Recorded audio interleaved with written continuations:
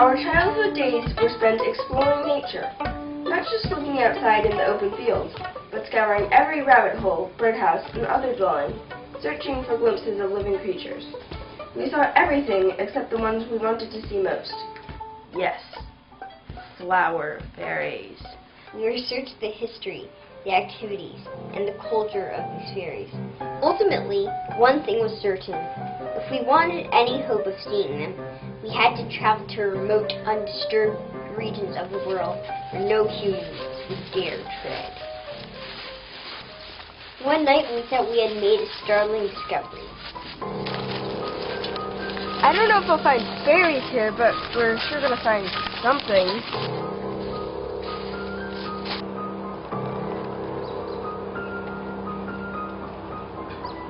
What happened? The light, it's gone.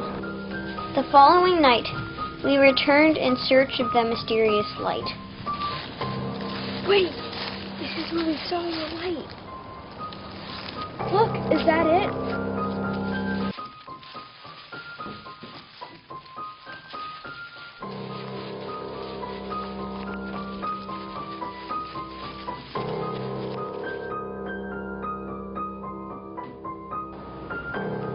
There's some kind of artwork in there. Artwork?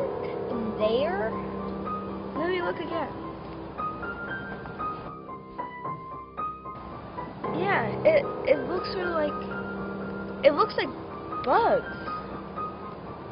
Bugs? After our startling discovery, we rushed out and purchased a 2009 Yoda GLR periscope camera that we could lower into the bug hill so we could take photographs of these unbelievable images depicting prehistoric bugs. We had to decide who to bring them to. Where did they come from? Who created them? How old were they? What did they mean? We were determined to find out. We brought them to world-renowned expert on bugology, Professor Roky A. Boerwinkle, who had spent over 40 years living in giant bug hills in the remote village of Pooh, Ohio. First time I saw this drawing, I found it very perplexing for a number of reasons. First of all, we'll state the obvious. It's a dwelling place where people live. And then I took a much closer look at it, and I found out that it indeed was not people, but bugs. Problem number two, the level of sophistication. Back in the time, we've carbon dated the charcoal used in here, and it comes out to be about roughly 5000 BC. Back in those days, people were living in caves. Now we have one here from the Middle Ages, and we're seeing the level of sophistication, but that's 3,000 years afterwards. But insects do make it in there. Did bugs in fact live like this? I would say, why not? We don't know everything, and perhaps this will lead to a rethinking of the paradigm we've been using to examine early archaeology. How do you explain the tiny electrical lights in the indoor swimming pool? That's the most perplexing problem. Where do you get electricity? Solar power? Hydroelectric? With the guidance of Professor Boerwinkle, we learned to speak in the ancient tongue of the bugs and to perform the necessary rituals to commune with their spirits, so they would lead us to more discoveries. It worked! The discoveries were astounding. We kept exploring unknown regions, finding more images that we painstakingly photographed. We found countless new images, and we reported our findings to the media. Our story made front-page news around the globe. The paparazzi was everywhere, photographing us every chance they had. In the past, there have been the archaeological discoveries of the tomb of Tutankhamun, Sutton Hoo treasures, the Dead Sea Scrolls, the Java Man, as well as many others. But nothing ever tops this buzz. Again, questions all over the place. We obviously see a goddess up in the sky. That's pretty easy, as the goddess is a bug. and the bug goddess is obviously crying. At first I thought perhaps, maybe this is where rain comes from. But as we keep going, we see that the raindrops are turning into bugs. Based on this image, what can we assume regarding their understanding of the connection between Earth and sky? Well, we'll take the obvious out of the way. Gods live in the sky, bugs live on the earth. There's a light! I see it! What was that? What was what? That weird giggling. Look! Where? What did you see? I'm not sure, but it was yellow. It ran through the hole, then vanished. So did the light. Another similar drawing was this drawing depicting a battle. They seem to have a very sophisticated weaponry. Can you explain that to me?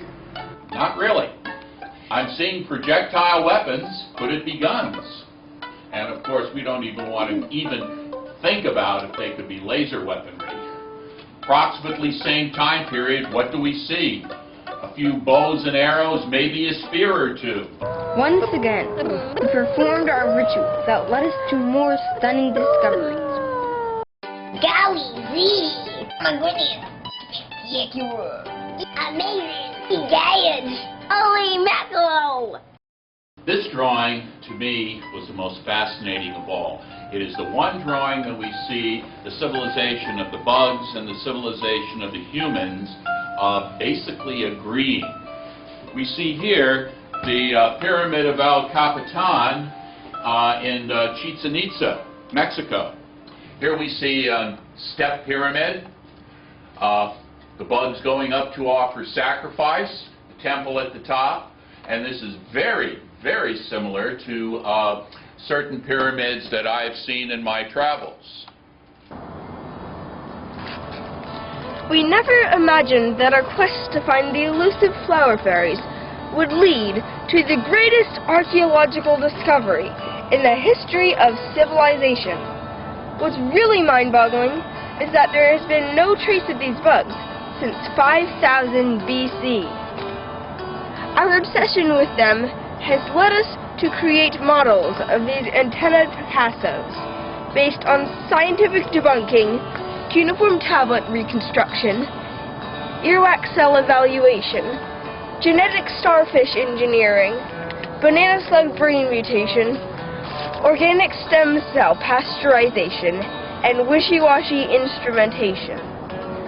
Based on our extensive research of the Paleo-Insectia period, we feel confident that if the bugs had continued to evolve, this is what they would look like today. Blind Snodopus melanerpes. Danstocephalus species. Goldus fatso rumpivordatus. Bluebulbus intestida shmoo. Septilian chihi mozzarella. Hedatoria toothless nickelodeus. And Wedus betis accidentalis. Unfortunately, like the carrier pigeon, the Tasmanian tiger, and the dodo, these species died out thousands of years ago.